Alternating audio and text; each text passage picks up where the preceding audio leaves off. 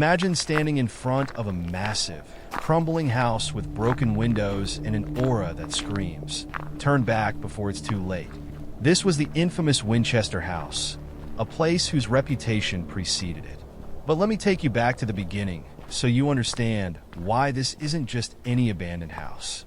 In the late 19th century, Sarah Winchester, the widow of one of America's wealthiest men, owned the house. Her husband had inherited the Winchester Repeating Arms Company, famous for its rifles. He died suddenly, and shortly after, their only daughter also passed away. Sarah became a recluse, and rumors swirled about her strange behavior. The truth? Sarah herself admitted it. Spirits were haunting her. Just imagine that. Ghosts were after her. One day, Sarah visited a psychic who told her she was cursed by the souls of those killed by her husband's rifles. The only way to escape their wrath? Build a house and never stop building it. If the construction ever ceased, the spirits would claim her. And so began the madness. The house became a living thing. New rooms added daily, staircases leading to ceilings, doors opening to walls, and hallways looping back on themselves. By the end, there were 160 rooms, built 24/7 without pause. It was less of a home and more of a labyrinth. Not for the ghosts, but for anyone foolish enough to enter. Now let me tell you what happened when I decided to visit the house myself. The day I went, the weather was perfect for a horror movie.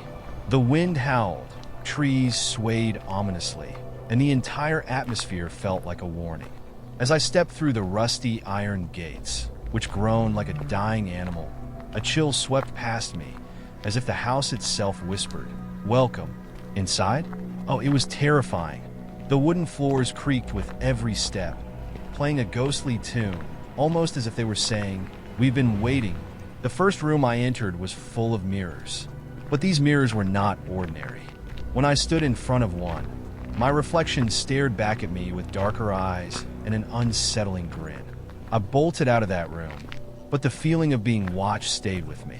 The hallways were narrow, and the walls seemed to inch closer as I walked. Behind me, faint footsteps echoed. When I turned around, no one was there. The sound grew louder, and my heartbeat raced like a drum roll in a haunted symphony. Then I found the library, the eeriest room of all. The shelves were filled with old books about spirits and rituals. One book lay open on a desk, its pages covered in strange symbols. I felt an inexplicable urge to touch it, but as I reached out, the door slammed shut behind me. I panicked, trying to open the door, but it wouldn't budge. Then, a faint laugh, a woman's laugh, filled the room. It grew louder, and I swear the temperature dropped. The darkness in the room thickened, but a sliver of light appeared in the corner. I ran toward it, desperate, and burst out of the library. But the hallway I entered wasn't the same one I'd come from. This hallway was lined with old portraits, each depicting someone with wide, terrified eyes. Their gazes seemed to follow me. The last portrait stopped me cold. It was of a woman who looked eerily like me, and beneath it was today's date. I ran, my breath ragged, and found myself in the dining room. The table was set for a feast, with crystal glasses filled with a dark, thick liquid that didn't look like wine. The air smelled of decay and roses. At the head of the table, a chair rocked gently, as if someone had just stood up. When I tried to leave, the main door was gone. I turned back and saw an old woman standing in the corner.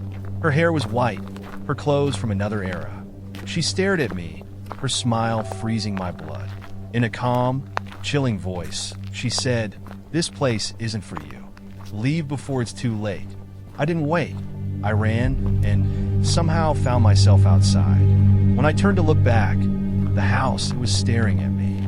Yes, the house itself, alive, watching. If you were in my shoes, would you ever dare to go back?